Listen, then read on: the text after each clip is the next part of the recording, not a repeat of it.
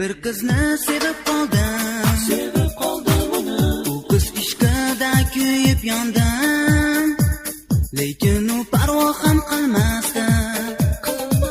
Balki sevgan nima hali bilmasdi.